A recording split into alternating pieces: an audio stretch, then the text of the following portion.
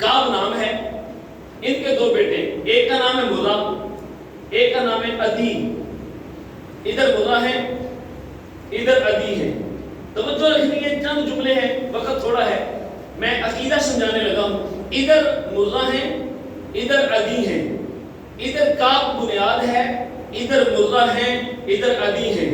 مرہ کا بیٹا کلاب ہے، کلاب کا بیٹا قصی ہے، قصی کا بیٹا عبد مناف ہے، عبد مناف کا بیٹا ہاشم ہے، ہاشم کا بیٹا عبد المطلب ہے، عبد المطلب کا بیٹا ابو طالب ہے، ابو طالب کا بیٹا مولا علی ہے.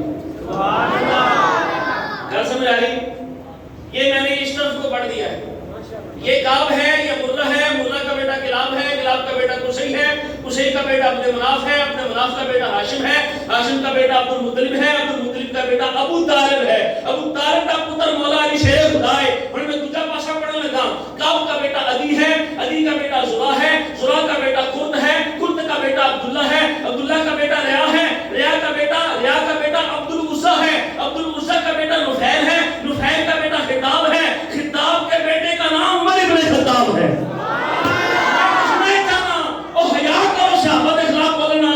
علی دا 7ویں نمبر تے جیڑا دادا ہے اوہی دادا عمر ابن خطاب دا بھی دادا. جو علی کا 7ویں نمبر پر دادا ہے، عمر کا 8ویں نمبر پر وہی دادا ہے. اور ایک کتاب کیا کہی؟ فیض الاسلام شرح نہج البلاغہ. کتاب نہیں ہونا دی علی شیخ شجرہ ہونا نہیں تے تھلے لکھ دے 7ویں نمبر پر جو علی کا دادا ہے وہی عمر کا دادا ہے. کتاب ان کی ہے، بات ہماری ہے. جیڑے رب نے انہاں دے دادے سانجے بنائے، تینوں کی تکلیف ہے تو منہ موڑی پھرنا ہے. اللہ اکبر کبیرہ. تیسری بات، میں چونکہ نقطے عرض کر رہا ہوں تھوڑے تھوڑے سے، آپ نے واقعات پڑھے ہیں، مناقب سنے، عقیدہ دے رہا ہوں. شہر فتح ہوا عمر ابن خطاب کے دور میں. دو باندیاں، دو لڑیاں تھیں. ایک کا نام ہے شہر بانو، ایک کا نام ہے گیہان بانو. ایک کا نام ہے شہر بانو، ایک کا نام ہے گیہان بانو. کتاب کا نام ہے تہذیب الاخلاق، انہی کی ہے. دو باندیاں ہیں، ایک ہے شہر بانو، ایک ہے گیہان بانو.